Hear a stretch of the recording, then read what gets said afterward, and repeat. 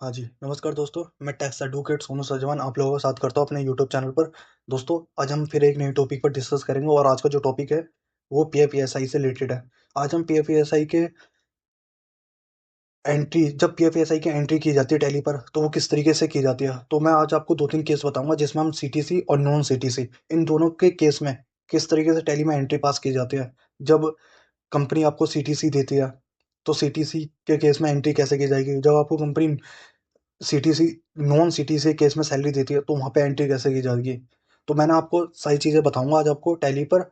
और दोस्तों, मैं आपको एक और बात बता दूं कि मैंने पीएफएसआई से रिलेटेड एक और वीडियो बनाई है जिसका लिंक आपको आई बटन पे ऊपर मिल जाएगा और डिस्क्रिप्शन में भी दे दूंगा, जिसमें मैंने आपको जीएसटी एक्ट जीएसटी एक्ट कह रहा हूँ, जिसमें मैंने आपको पीएफ ईएसआई एक्ट के बारे में एक्सप्लेन करा है कि उसमें क्या होता है, किस कंपनी के ऊपर किस ऐसी कौन सी एंटिटी है जिनके ऊपर ये पीएफएसआई एक्ट एप्लीकेबल होता है, ऐसे कौन से एम्प्लॉई जिनके ऊपर पीएफईएसआई एप्लीकेबल होता है। मतलब ये सारी चीज़ें मैंने आपको मैनी टाइप ऑफ डिस्कशन बताया है, जो वीडियो मैंने आपको आई बटन पे दे रखी है और डिस्क्रिप्शन में भी दे रखी है।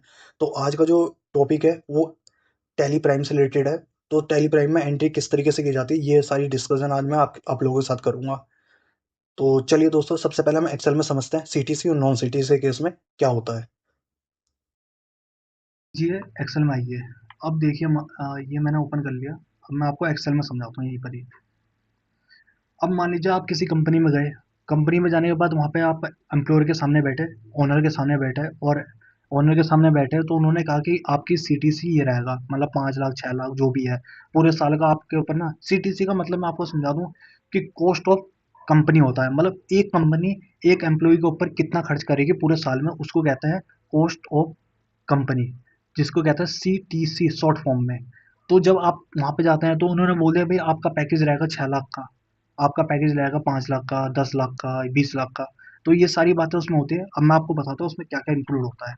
देखिए मान लीजिए ये गए आप एक एग्जाम्पल से, ठीक है ना। एग्जाम्पल दे रहा हूँ, अब एंट्री भी सीखेंगे टैली पे कि किस तरीके से एंट्री की जाती है टैली पे। जैसे यहाँ मान लीजिए पोस्ट कोस्ट कोस्ट ऑफ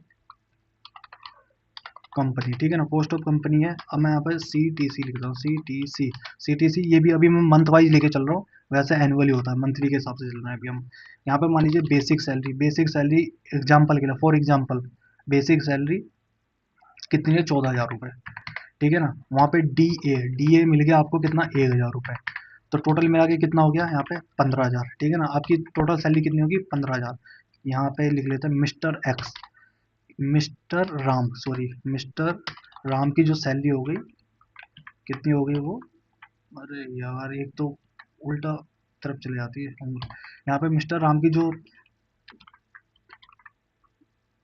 यहाँ देखिए मिस्टर राम की जो क्या होगी सैलरी जो है, 15 हज़ार हो गई, ठीक है ना, टोटल।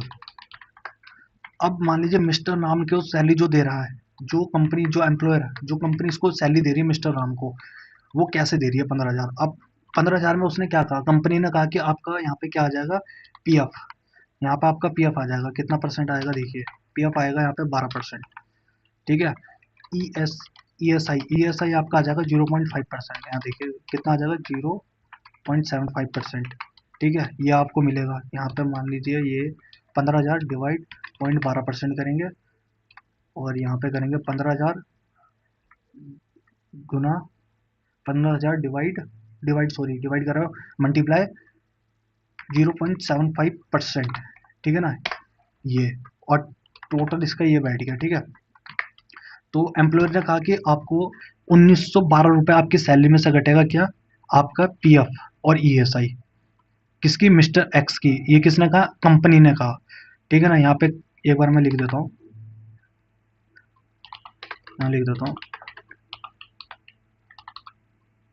एम्प्लॉय कॉन्ट्रीब्यूशन, ठीक है, एम्प्लॉय कॉन्ट्रीब्यूशन। यहाँ मैं लिख देता हूँ एक बार एम्प्लॉय कॉन्ट्रीब्यूशन, ठीक है ना। अब बात करते हैं यहाँ पे एम्प्लॉयर कॉन्ट्रीब्यूशन की। अब यहाँ पे बात करते हैं एम्प्लॉयर, अब यहाँ पे बात करते हैं एम्प्लॉयर कॉन्ट्रीब्यूशन। अब यहाँ पे बात करते हैं पीएफ। सबसे पहले क्या आता है, पीएफ। पीएफ कितना जाता है, 3.67%। यहाँ पे एम्प्लॉयर का कॉन्ट्रीब्यूशन आ जाएगा 3.67%, ठीक है ना। फिर बात करते हैं और क्या कहा जाता है यहाँ पे, मैं एक बार देख लेता हूँ, यहाँ दिखा देता हूँ। देखो दोस्तों, यही होता है पढ़ने का तरीका, ठीक है ना। कभी कभार हमें चीज़ भी याद नहीं रहती तो हम यहाँ से देख लेंगे, हमने जो नोट्स बना रखे अपने, ठीक है ना। यहाँ पे आ जाएगा E sorry E E P S, ठीक है, E P S, E P S आएगा। ई पी एस कितना जाता है 8.33%, ठीक है ना, यहाँ पे चलेगा। फिर E S I, E S I जाता है आपका, कितना जाता है, यहाँ जाएगा 3.7%, ठीक है ना। और सॉरी 3.7% 0 मैं एक बार देख लेता हूँ ई एस आई का कितना है। यहाँ आ जाइए, ई एस आई का जो कॉन्ट्रीब्यूशन है 3.25%, यहाँ देखिए ये सारी बातें यहाँ पे कर रखी है, ठीक है ना। अब यहाँ पे क्या होता है, सैलरी में से मान लीजिए 15,000 सैलरी है, उस अब एम्प्लॉयर ने कितना कॉन्ट्रीब्यूशन करना है, यहाँ देखिए 3.67%, ठीक है, कितना आ गया 550 रुपये। उसके बाद यहाँ पे आइए, यहाँ पे आगे कितना परसेंट है 8.33%, जो कि वहाँ लिखा हुआ था, यहाँ देखिए ये बात हो गई। फिर उसके बाद ई एस आई की बात कर लेते हैं। ई एस आई का कितना कॉन्ट्रीब्यूशन है 3.2725%, ये देखिए। अब टोटल कितना कॉन्ट्रीब्यूशन हो गया, यहाँ देखिए एम्प्लॉयर का और एम्प्लॉय का दोनों कॉन्ट्रीब्यूशन यहाँ पे ये हो गया। अब बात करते हैं यहाँ पे कि 15,000 उसकी सैलरी थी मिस्टर राम की, और उसका जो कॉन्ट्रीब्यूशन था, अब कंपनी ने क्या कहा मैं आपको दिखाता हूँ। एक बार मैं यहाँ पे देखिए, यहाँ पे ये देखिए कंपनी ने क्या कहा कि भैया देखो, आपकी जो सैलरी है, आपकी सैलरी तो 15,000 है, मिस्टर राम की जो सैलरी है वो 15,000 है, लेकिन 15,000 की सैलरी में से 1,912 रुपए क्या कटेगा, उसका कॉन्ट्रीब्यूशन कटेगा, ठीक है। उसके बाद एम्प्लॉयर का कॉन्ट्रीब्यूशन कितना कटेगा 2,287 रुपए। टोटल मिला के आपको 10,800 दिया जाएगा।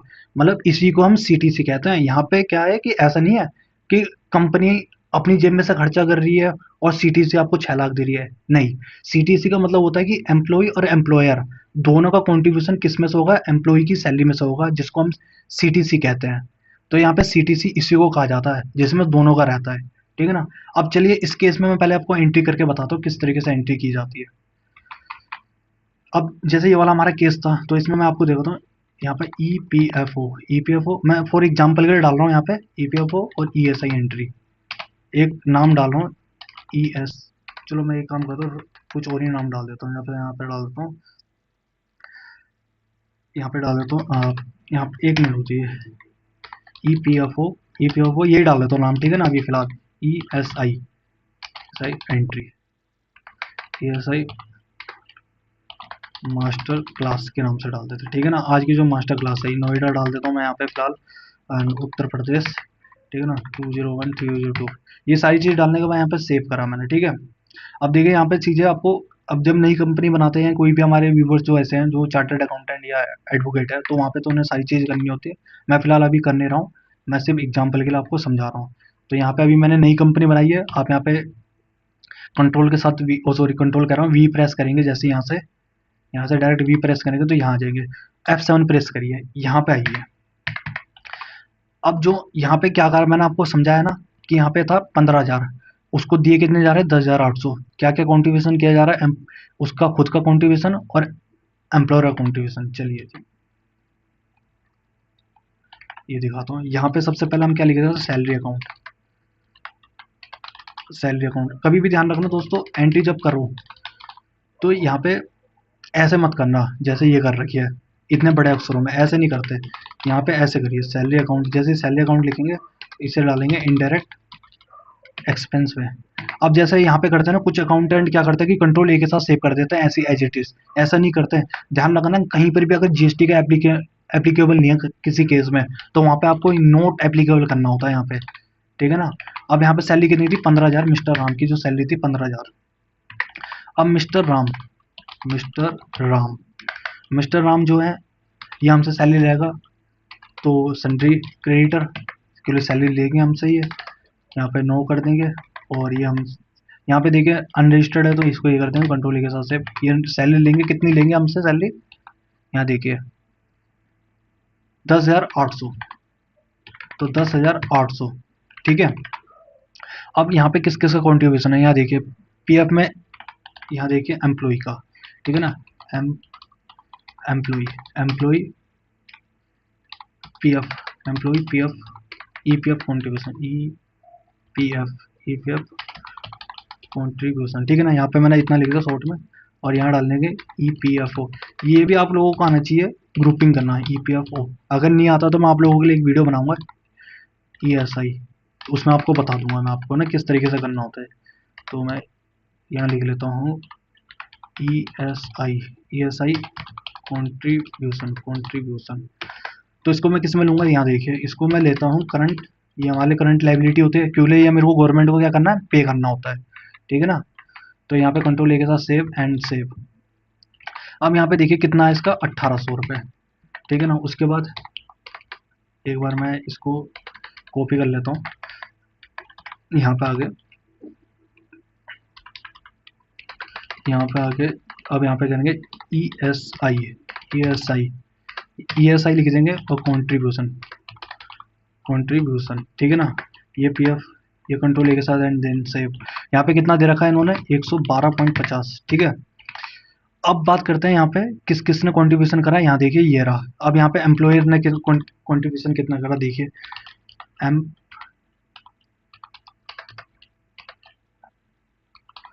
Employer E S E P F O, E P F O contribution, contribution यहाँ पे देखिए एम्प्लॉयर ने कितना करा, यहाँ पे देखिए पी एफ में कितना करा, 550, 550.50, ठीक है।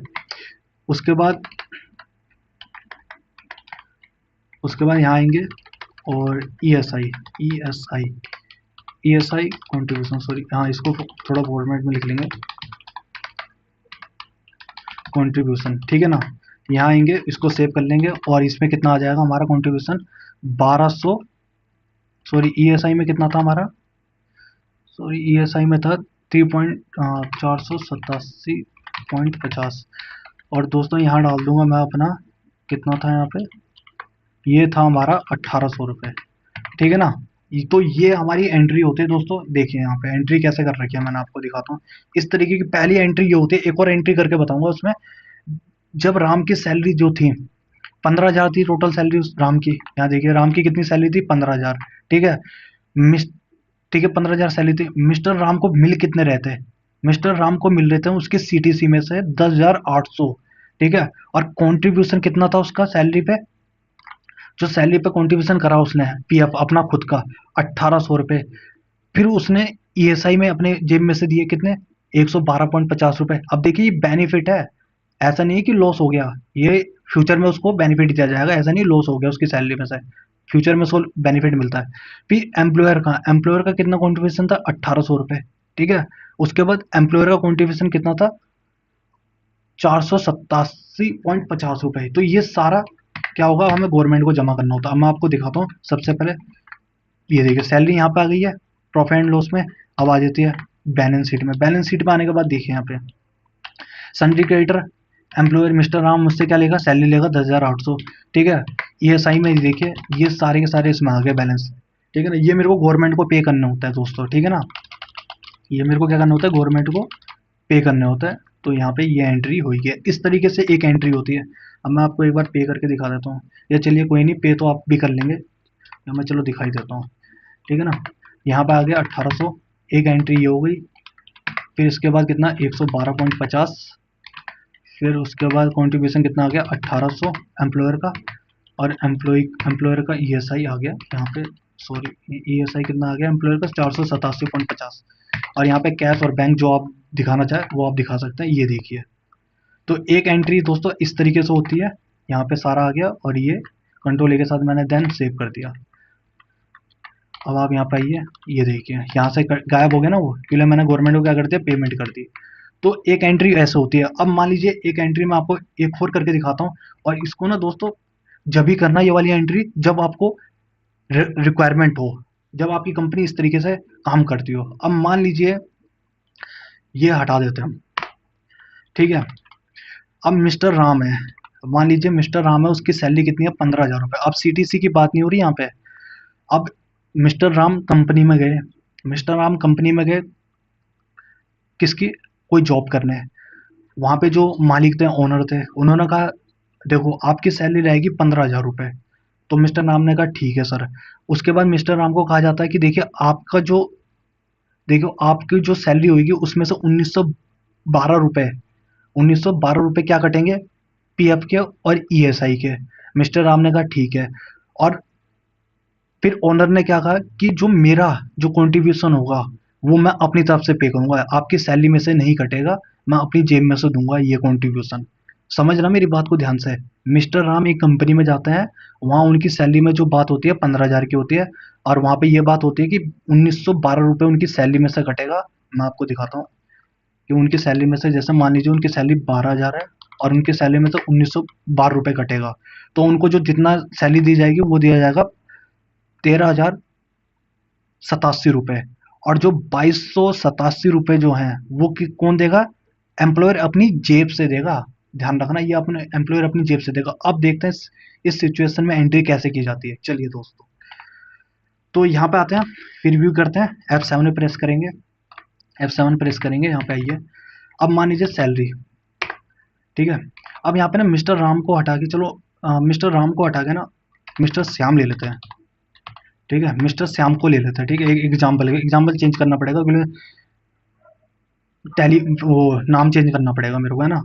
अब मान लीजिए इनकी सैलरी कितनी है मिस्टर श्याम की, 15,000, ठीक है। क्या बात हुई थी कि उनकी सैलरी में से कितना काटा जाएगा, 1952 रुपये। तो उसको कितना दिया जाएगा, सॉरी मिस्टर श्याम को कितना दिया जाएगा, 1387.5 रुपये। तो यहाँ पे मिस्टर, यहाँ पे देखिए श्याम मिस्टर श्याम जो है करंट लायबिलिटी जो कि मुझसे सैलरी लेंगे, कंट्रोल के साथ सेव, कितना लेंगे, 1387.50, ठीक है ना। अब यहाँ पे जो इन्होंने मेरे से कहा कि ये कंट्रीब्यूशन होगा, अब देखिए मैं यहाँ पे करता हूँ कंट्रोल सी। यहाँ पे ध्यान रखना एम्प्लॉयर क्या कर रहा है, अपनी जेब में से खर्चा करेगा, मतलब उसका खर्चा है ये, बेनिफिट नहीं है, मतलब यहाँ खर्चा होगा उसकी जेब में से एम्प्लॉयर के। अब मैं यहाँ पे करूँगा ई पी एफ ओ, और यहाँ लूंगा इनडायरेक्ट एक्सपेंस। अब मैं यहाँ पे इनडायरेक्ट एक्सपेंस लूंगा दोस्तों। ये एंट्री जब भी करना जब रिक्वायरमेंट हो, मोस्ट इंपॉर्टेंट एंट्री है दोस्तों। ये एंट्री मैं करता हूँ कुछ केस में, मैंने आपको समझा दिया, पहले आपको अंडरस्टैंड करना अपने बिजनेस को कि किस तरीके से डील कर रहा है, तब उसके बाद ये एंट्री पास करनी है ऐसी। तो मैंने क्या लिखा, ईपीएफओ, तो कंट्रोल के साथ सेव, कितना था यहाँ पे, 1,800 रुपये। किसका जमा करूंगा, एम्प्लॉय का जमा करूंगा, गवर्नमेंट को। देखिए फिर ईएसआई, अब यहाँ पे आ जाते हैं ईएसआई की बात करते हैं भैया। एक तो ये ईएसआई की बात करते हैं, ईएसआई, ठीक है। ESI indirect expense, indirect expense में क्यों ले रहा हूँ अभी समझाता हूँ मैं आपको, ठीक है। ईएसआई में मैंने ले लिया कितना, 112.50। तो ये मैंने कर लिया। देखो सैम की सैलरी कितनी थी, 15,000, सॉरी सैम की सैलरी थी 15,000, और मिस्टर शाम को कितने मिल रहे थे सैलरी में से, 13,087 रुपये। ईपीएफओ में उसका कितना अमाउंट डिडक्ट हुआ, 1,800 रुपये, और ईएसआई में कितना हुआ, 112 रुपये। अब ये मेरे को गवर्नमेंट को जमा करना है। ध्यान रखना उनका ये नुकसान नहीं है श्याम का, ये बेनिफिट है उसके लिए, ये इन फ्यूचर मिलेगा उसे, ठीक है ना। अब मैं इसको सेव करता हूँ। अब यहाँ पे देखिए एंट्री, देखिए आप पहले पीएफ में आके प्रॉफिट एंड लॉस में आइए, एंट्री देखिए यहाँ पे क्या हो रही है। यहाँ देखिए, एक मिनट, ये देखिए यहाँ पे ये जो आ रहा है इस तरीके से आ रही है एंट्री, ठीक है। अब मैं आपको दिखाता हूँ, ये आ गई यहाँ पे एंट्री, ये माइनस में आ रही है ना अभी, ये देखिए ये माइनस में आ रही है ना, अभी दिखाता हूँ मैं आपको। उसके बाद यहाँ पे बैलेंस शीट में आएंगे, बैलेंस शीट में ये देखिए यहाँ पे मिस्टर श्याम 13,087 रुपये मुझसे लेगा श्याम, और यहाँ पे पीएफ ऐसे कॉन्ट्रीब्यूशन में कुछ नहीं आ रहा। अब मैं आपको दिखाता हूँ जब मैं गवर्नमेंट को पेमेंट करूंगा, F5 प्रेस करूंगा और गवर्नमेंट को पेमेंट करता हूँ, किसकी, पीएफ की, ईपीएफओ। तो जो मैंने इनडायरेक्ट एक्सपेंस बनाया था यहाँ पे उसका बेनिफिट आएगा। अब देखिए मान लीजिए कितना था, 1,800 और 1,800 दोनों का जोड़ के कितना हो गया, यहाँ देखिए दोनों का जोड़ का हो गया 3,600 रुपये, ठीक है ना। दोनों का जोड़ के 3,600 रुपये हो गया, तो 3,600 मैंने यहाँ डाल दिए, ठीक है। उसके बाद बात करते हैं यहाँ पे कॉन्ट्रीब्यूशन कितना करा था ईएसआई में, पीएफ में, दोनों ने, दोनों का मिला के कितना हो रहा है, यहाँ देखिए दोस्तों, दोनों का मिला के हो रहा है 600 रुपये। तो मैं यहाँ पे दोनों का मिला के ई एस आई ईएसआई 600 रुपये ले लूँगा यहाँ पे, ठीक है ना। और यहाँ से कैश और बैंक जो भी आपको जहाँ से भी आप पेमेंट करते हैं वैसे इसको कंट्रोल के साथ सेव कर लूँगा। ये देखिए अब यहाँ आइए कि हुई क्या एंट्री है, यहाँ पे आइए प्रॉफिट एंड लॉस पे। यहाँ देखिए दोस्तों, ये वाला केस और ये वाला केस समझने की कोशिश करिए। ये वाला, ये दोनों केस समझने की कोशिश करिए। अब यहाँ पे क्या हो रहा है, 1800 रुपये किसका है, एम्प्लॉयर का है। और एम्प्लॉयर का कितना है, 487 पीएफ।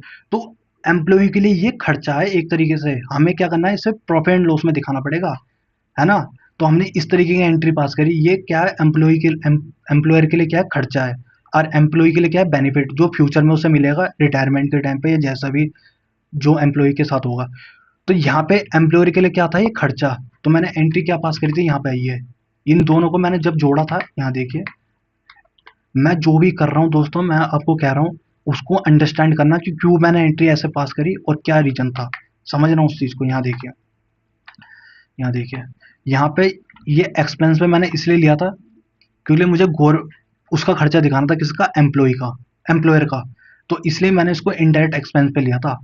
लेकिन एंट्री मेरी सेम हुई है, यहाँ देखिए, एंट्री मेरी एकदम सेम हुई है, ये आप समझ भी लेना। यहाँ पे देखिए, ये एंट्री कर रखी थी और उसके बाद ये एंट्री हुई है।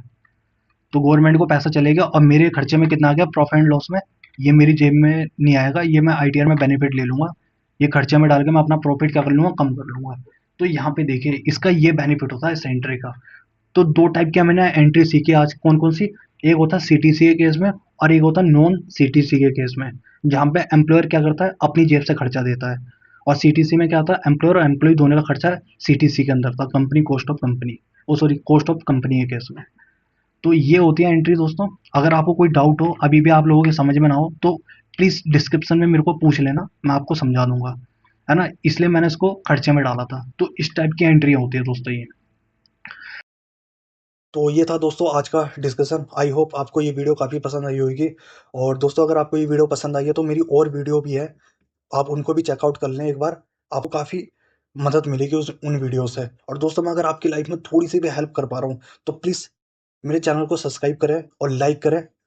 और मैं ऐसी कंटिन्यू वीडियो बनाता रहूँगा आप लोगों के लिए। ठीक है दोस्तों, thank you for watching this video. I hope this video help to all. Bye bye, take care, have a nice day. धन्यवाद।